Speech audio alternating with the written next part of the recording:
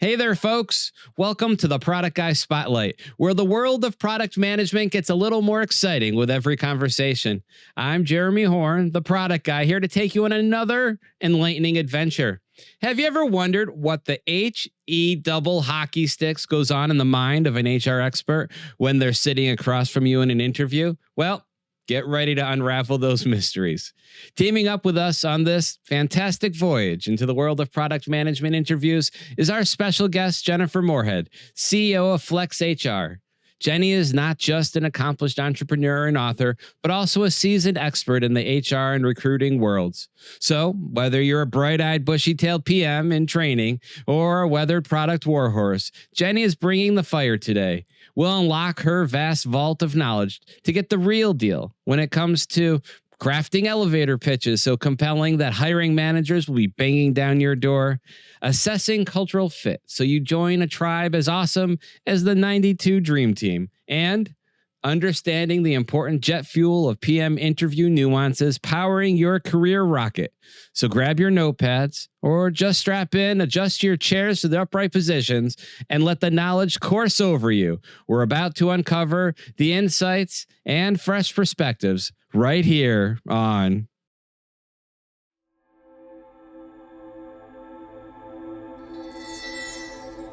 The Product Guy Spotlight. But first, your go-to platform for all things product management, connecting you with industry leaders, trendsetters, and a global community of insights and unique perspectives. This is the Product Way. Jennifer, today we're going to be talking about interviewing for product management roles, career elevator pitches, and other tactics and strategies.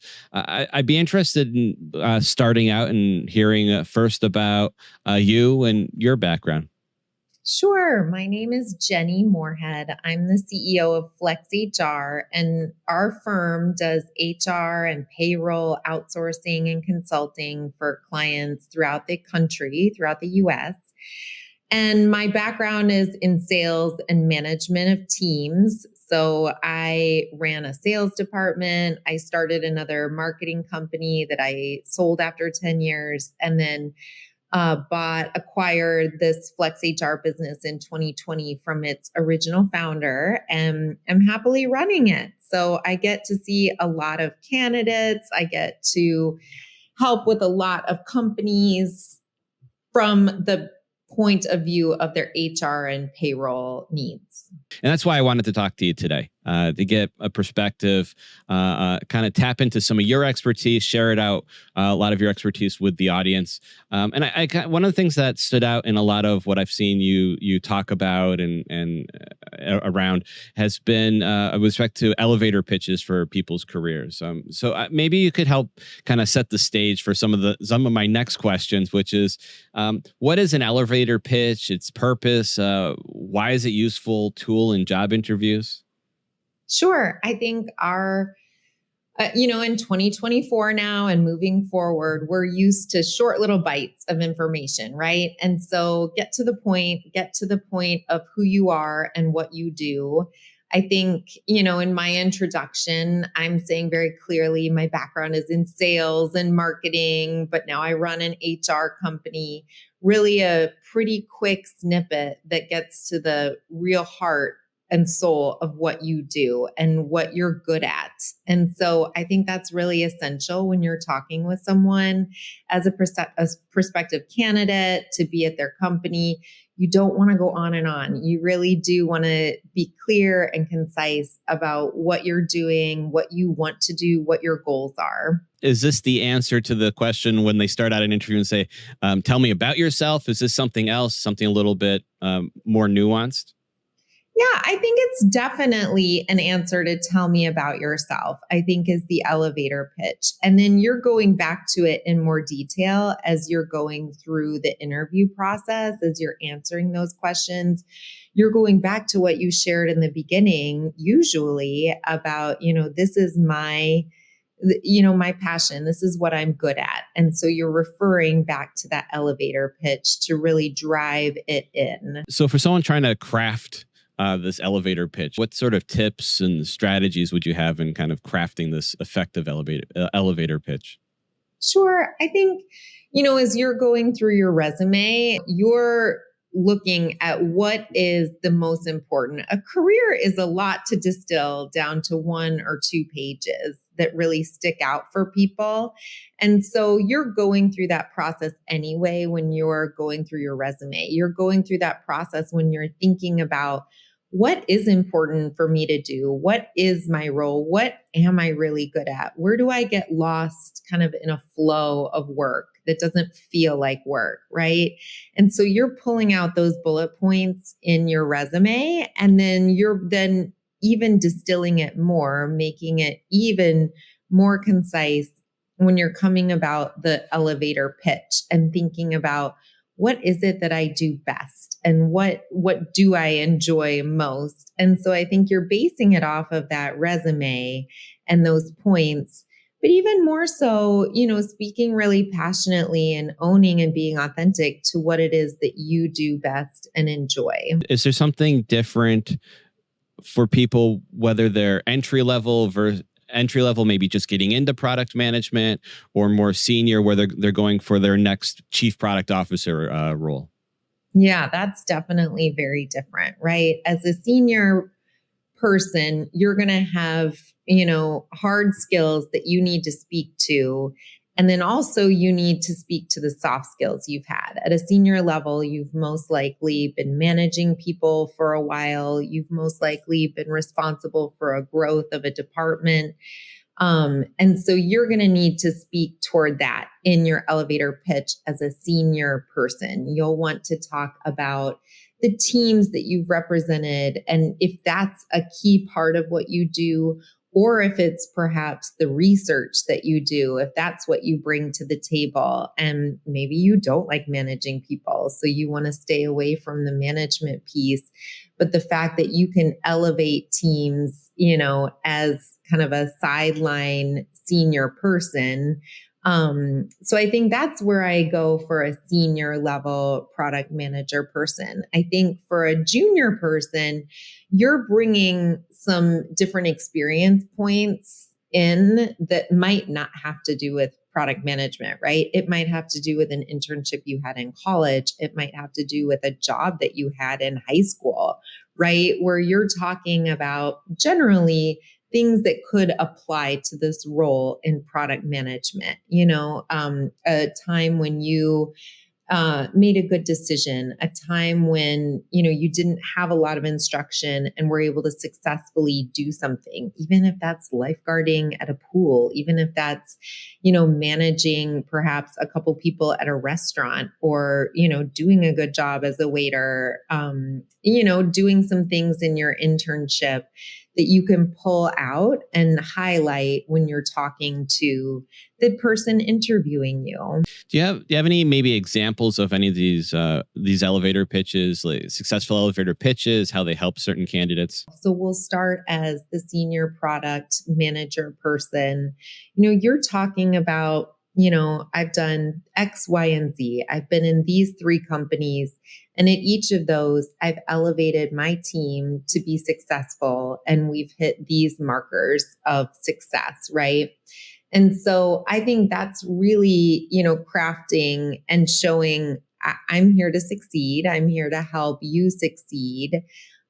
These are the things I feel like I do best. I lead teams best. I do research and development best. I interact and collaborate best with my colleagues. I have just such a passion for product management. So I think that's what you're doing at a senior level. At a junior level, you're saying, and you can be authentic, I did an internship during college, or, I diverted from where I was in college to a product management role, or, a temp position where I got to do some product management work. And this is my passion. I'm excited about it.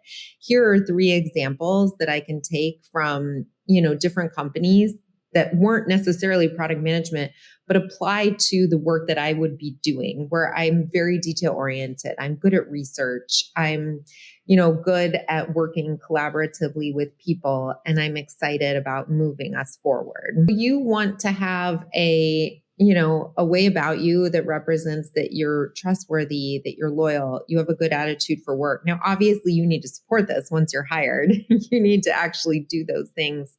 But I think, you can take examples that are, like I mentioned, from being a lifeguard at a swimming pool, from being a worker at a restaurant, a hostess at a restaurant, from being an intern, from being a barista, and giving those examples of how you do work well and, how you want to apply it into a career in product management. And I think that goes a long way. I think authenticity works best. I think, if you're trying to be something that you're not, people can see through that. So I would represent yourself very honestly and genuinely. Broadening out from elevator pitches to just more broad strategy and tactics for getting whatever that next product management position is, and right now just focusing on those entry level candidates, people trying to break into the field of product management. What are those essential skills that entry level candidates should highlight in their product management interviews? I think, you're looking for someone who is coachable. You want someone who, if we bring them in, we're taking a risk. And I think candidates really need to understand that companies are spending a lot of time and money on entry level candidates. It's a real risk to them. And so let's say they what do you mean by spending time and money? Sure. So the manager who's working with you is going to spend at least 3 to 6 months training you, truly training you. You might be doing the work and maybe your training program is only a couple of months, but truly it's going to be at least 6 months. Maybe it extends even further from that. Your first manager in product management is going to be so important to you. And the hard part is we have a society right now that is geared toward job hopping and, making you feel like job hopping is okay. And, I don't think it speaks well for a true career that you're going to want to establish. I think it really shows, when the going gets tough, I quit, I move on, I look for something better. You're going to want to stay, I think, for 2 or 3 years at least, at a minimum. And when a company is taking that risk on you, they're looking at establishing that really key manager-employee relationship. They're spending a lot of time. They're truly losing money in the beginning as they're training you. And oftentimes now we can see that someone might see the grass is greener in a different role and might quit after a year or might quit after, 2 years even. And the company hasn't really gained what they invested in you back. It's a loss. It's a true loss. And so a company and a manager is mainly looking for someone with resilience for that role, that's receptive to feedback, to that coaching, that can course correct. That's inevitable in any job. There's going to need to be some course correction by the employee. And so to get to your question, I think you're going to need to have and represent to that manager, that hiring manager, even if it's your first job, in this space, that you're resilient, you're okay with coaching. Maybe there was an experience where you were on a team and took that coaching from a true athletic coach, right? Maybe you took that coaching from your boss in an entry-level job. Maybe you took that coaching from a teacher. I think that's nice to represent that you are resilient and okay for coaching, because there's going to need to be a fair amount of constructive feedback and course correction that you're going to need to do. And that's what's going to represent your growth. That's a good point. And so I think that resilience and openness to coaching is important. I think caring for the job, just caring and showing your colleagues that you care, that's going to be huge. And if you can represent that you actually care about things and aren't kind of apathetic, like, I don't care, they're not going to move forward on you, I think, if they don't see that you can care for a job, right? Because again, it's a significant investment for that company.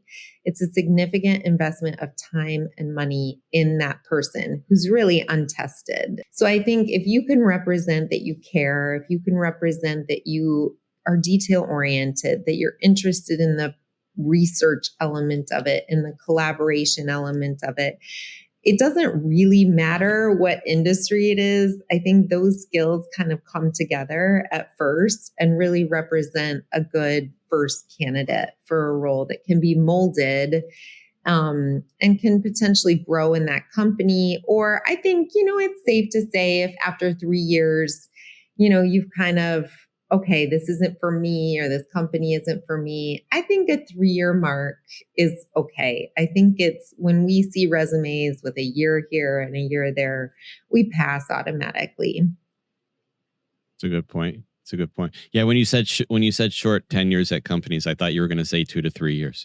So I'm glad. Yeah. Short. I mean, as too short. So Sure. that's why I think that makes sense. a decade ago, I would have said a short tenure was 2 or 3 years. And now it's just, we see it so much. And you can look at these resumes and I mean, it's these 10 years of 6 years and 9 years and 10 years. And then something hits at the end of, the 20 teens. And it's like a year here and a year there. And I think, we're looking at fewer employees in the US than we've ever had for the positions that are available. There are a couple reasons for that. I think the marketplace for health insurance that was established in 2010 is, makes things very different for the employer and employee relationship. I think the baby boomers that started retiring in 2010 and then sped up in 2020 and beyond, I think that's established it as well. It's just never been easier to be kind of on your own as a consultant, or gig worker. But I think especially those product management roles, coming out of college or maybe coming from a different industry and putting in your time in that first role, it's just hard to find employees now for those reasons in all industries. For people entering into product management, you gave a few examples. Do you have other advice for how candidates with that limited experience can showcase their potential? Sure. I think, you can give an example of, a good relationship that you've had with a person in authority, right? And like what we were talking about earlier with a teacher, with an athletic coach, with maybe a manager at a company that you worked with, or a manager in an internship that you had. I think it's a real red flag when you're complaining about a lot of people in authority, right? Because then it's kind of you, not them. I think you can have a bad boss or a bad teacher here and there, but if that's kind of the pattern, that's kind of blaming others for issues that you might have and need to course correct on, right? And a company, again, just doesn't have the time or money to spend on someone that blames others all the time. They need to understand that you're a person that they can invest in and train and have with them for years, right? At least 3 years. That's kind of the trajectory of what they're hopeful for and what they're looking at. I think no matter what, when you're interviewing, you're in a sales role, you're selling yourself as a part of this company, right? And they need to understand that, in investing in you, they're going to get a return on investment. And so, I think being mindful of that as someone who's interviewing and being able to represent how that investment is going to be less risky than the person next to you, than the next best candidate. And so you need to establish yourself as the best candidate there. And, I think it's showing that, you have good relationships with people in authority, because you're going to have a lot of people in authority when you're kind of the low person on the totem pole, right? The lowest level, you have to spend some time learning and doing the base level, job requirements so that you can grow and eventually manage people. But in order to manage people, you need to have a knowledge of what that base level expectation is. Gotcha.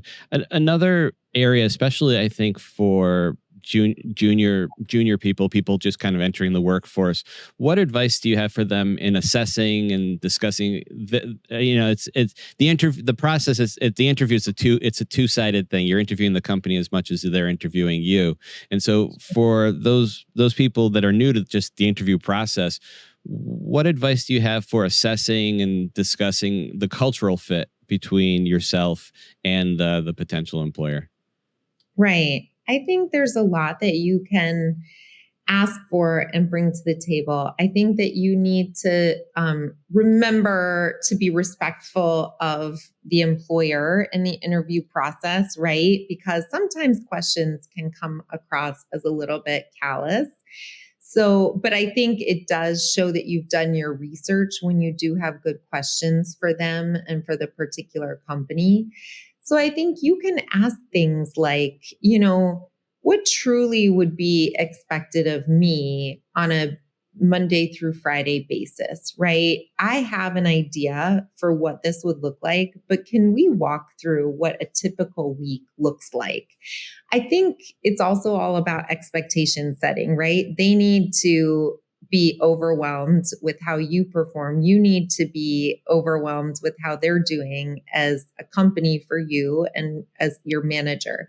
So I think getting on the same page that's a nice way of bringing that up and of talking through that.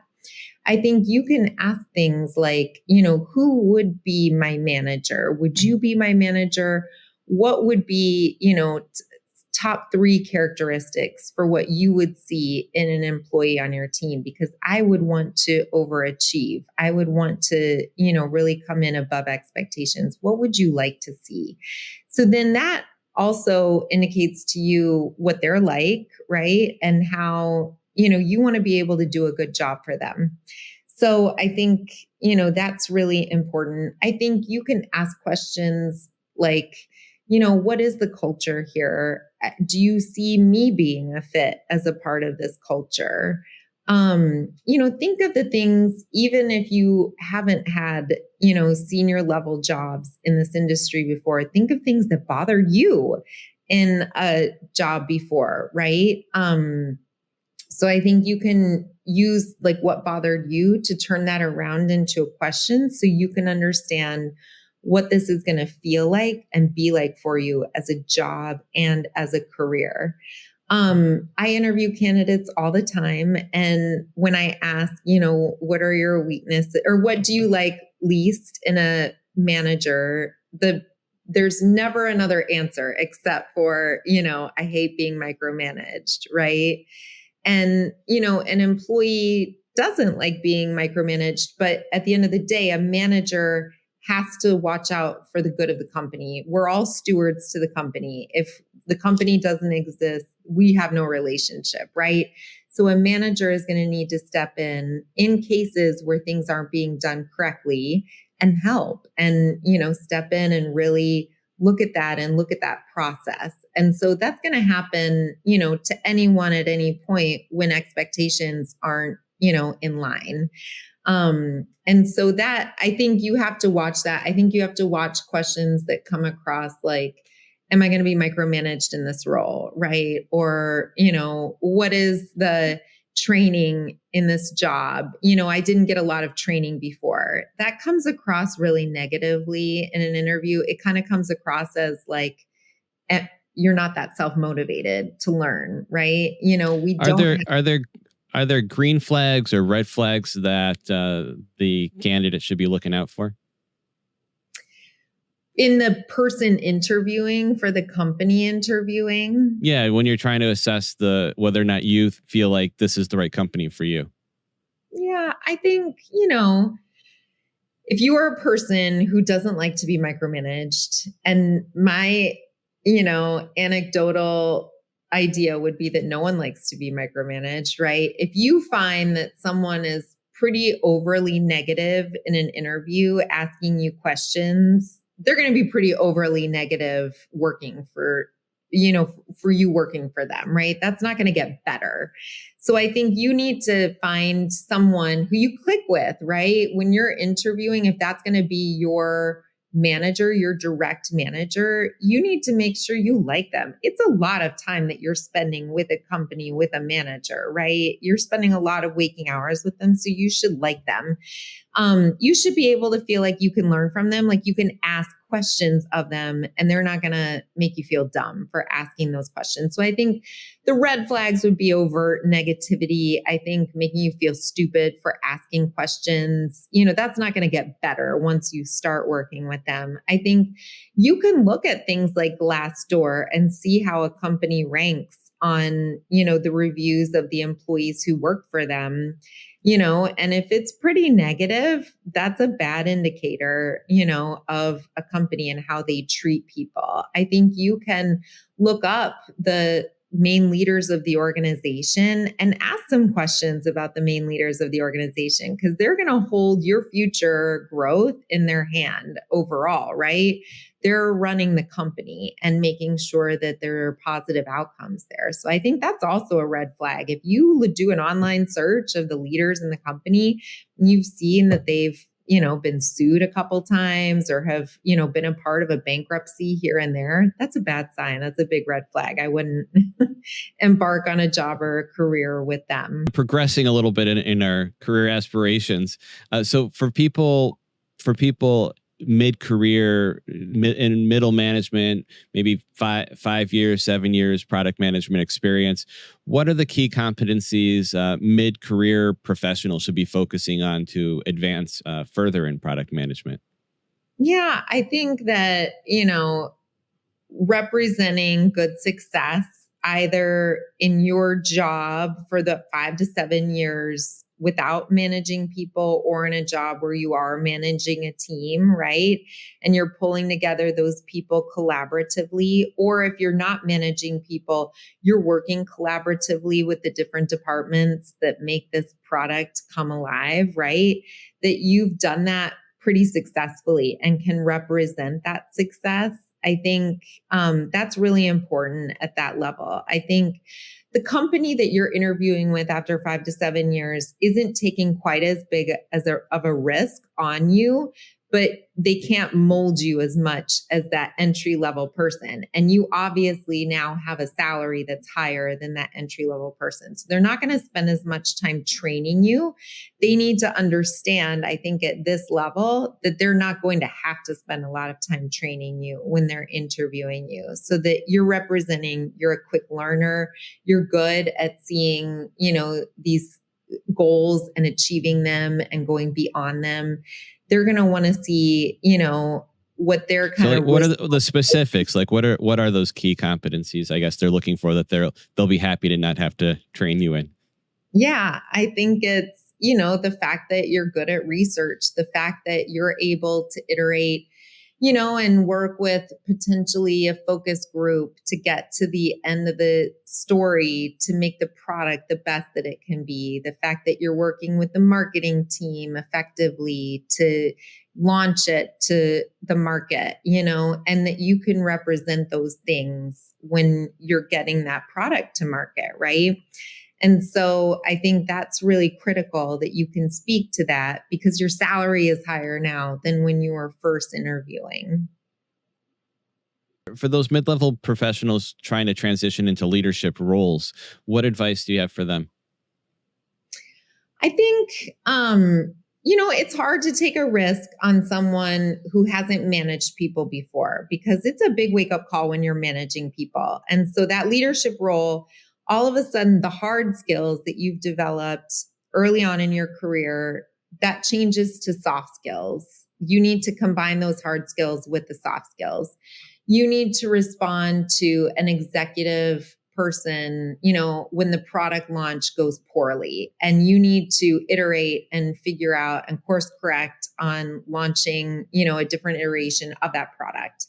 And, you need to, again, take that feedback constructively and make a change with a team now. And so you need to demonstrate the success in doing that. And so I think when you're going into that first true like leadership role where you're managing people, it's a big wake up call for people. I think, you don't understand until you're managing how people are and how they can be. I think you can work next to them and think, oh my gosh, this is a great employee. Like this, I would have them on my team in a heartbeat. And then you have them on the team and maybe they're really bad with feedback, or maybe, they take a lot of time off and they don't tell you. And that's really tricky to deal with. And it's tricky to manage and give that constructive feedback.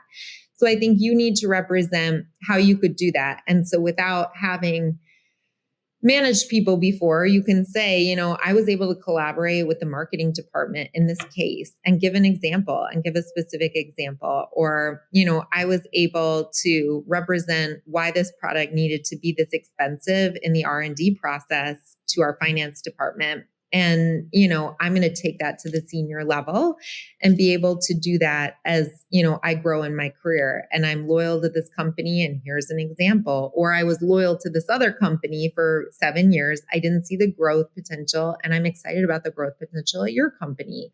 So I think there are different ways that you can go about representing that like next growth in your growth point in your career. So now move into the top of the product management ladder for aspiring CPOs or CPOs moving from one CPO position to another. What leadership qualities are most crucial for a chief product officer in today's product management landscape? I think it's, again, the resilience. I think a product launch can go really poorly. You can do a lot of different research and maybe, a stone was left, unturned. And, you have to go back and you have to kind of like tail between your legs, show this is what we're going to do. This is how we're going to turn it around. You have to motivate that team to get it to be turned around. You have to motivate the different departments around you to get excited about that. And so that resilience is pretty critical. You're at the highest level of salary now for the company. And so they're investing a lot in you. You're investing a lot in your company, right? So it's a big choice for you as well. You're looking at different, high salary levels, and maybe you've been called by a recruiter and you have 2 or 3 choices. So you're looking at, who also are the best leaders to collaborate with.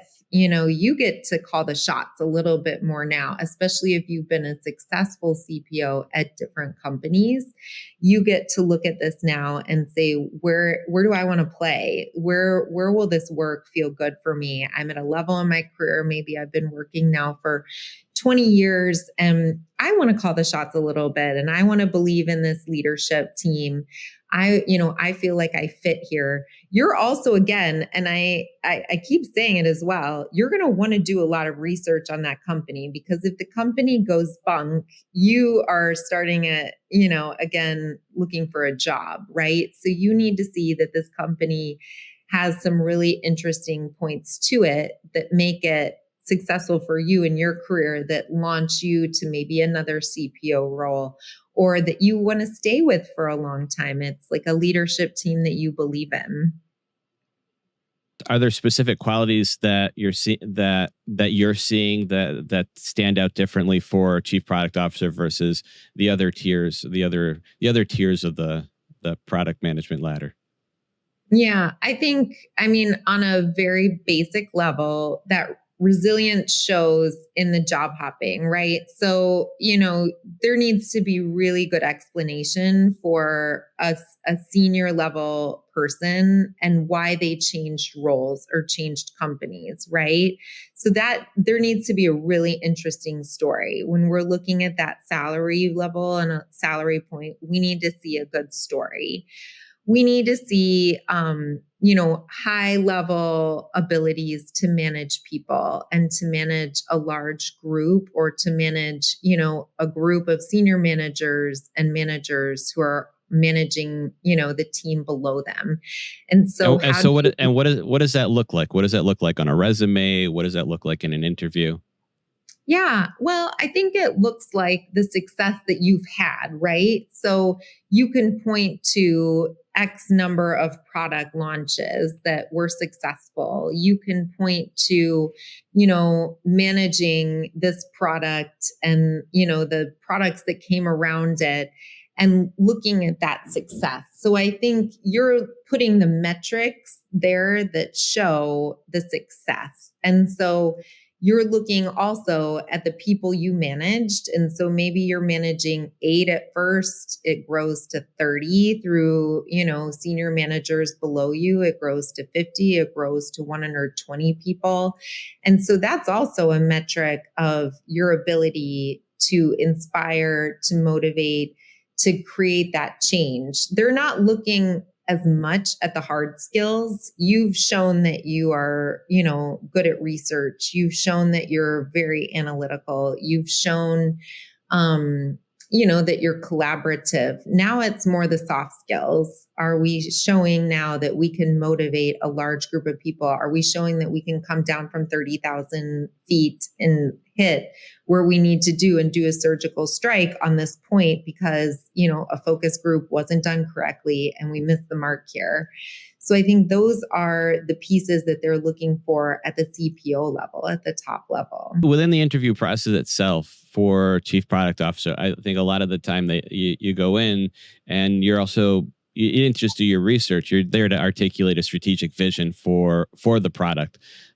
What advice do you have for CPOs in articulating the strategic vision?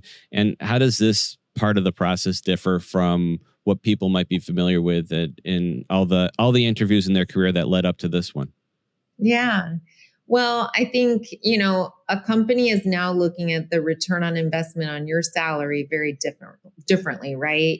They're looking at what they're paying you and they want to make 10x, 20x on that salary on a product launch that maybe you're spearheading. And so you need to represent that as that investment, right? It's all, these are for-profit companies. That's what we're here for. That's what we have the relationship for. And so it's coming in and saying, I have this vision to take, the product as it is and make it 10 times as better and as it has been. And here's how we're going to get there. I'm going to lead this team to do this. I'm going to collaborate with the marketing division to do this. We're going to cut the costs on it. I'm going to work with the finance team to do this.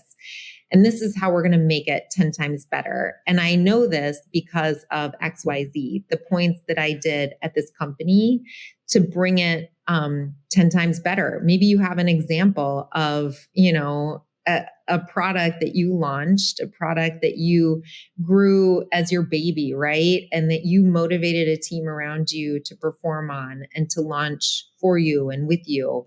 And so you can bring that to the table then to this other company, but understanding that they're looking at you as an investment, right? They need to do certain things as, your company home to you for you, but you also need to do some things, and maybe you're representing, I have a 90-day plan and here's what that plan looks like. I've created it for you already. And I want to present that to you. Here's what the 90-day plan looks like.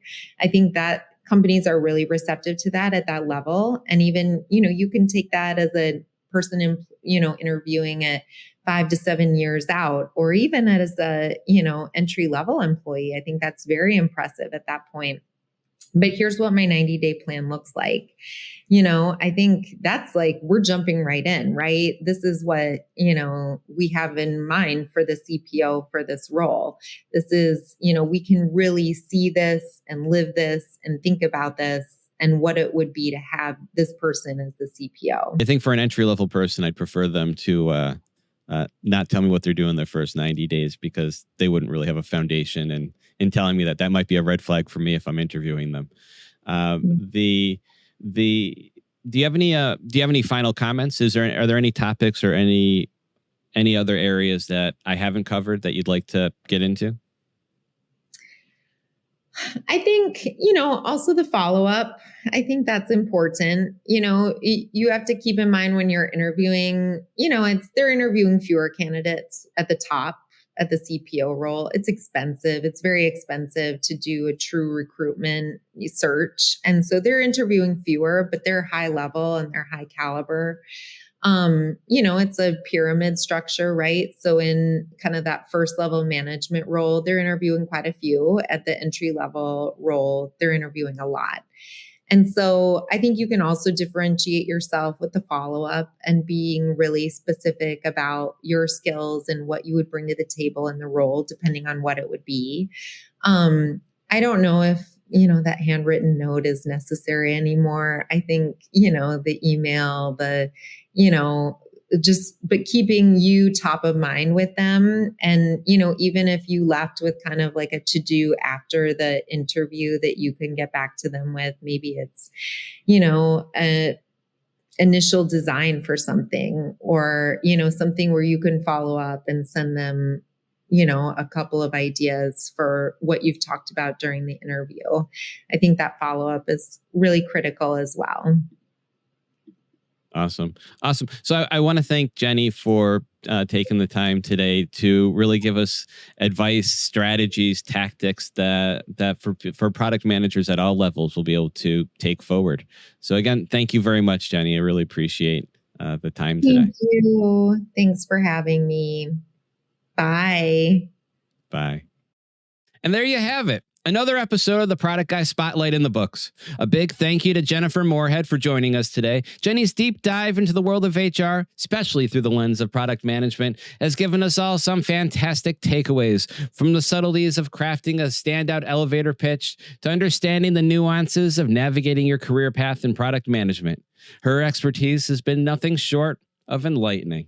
Whether you're just starting your journey in product management, looking to climb the ranks, or aspiring to be a chief product officer, the wisdom Jenny shared today is a compass to guide you. Remember, it's about resilience, authenticity, and continuously honing your skills in this ever-evolving field. Thanks for being part of our exploration and innovation today. Don't forget to click subscribe and activate notifications. You won't want to miss our upcoming explorations into the fascinating world of product management. We'd love to hear from you in the comments below. Your experiences, ideas, and questions truly enrich our community, making it a vibrant and diverse hub for product management enthusiasts. I'm Jeremy Horn, the Product Guy, and it's been a pleasure exploring these essential topics with you. Thank you for tuning in. Until next time, keep learning, stay inspired, and remember, in the dynamic world of product management, every conversation is an opportunity for growth. Take care, and remember, I'll be right here, ready to shine a light on every corner of product management. See you in the next episode. Bye.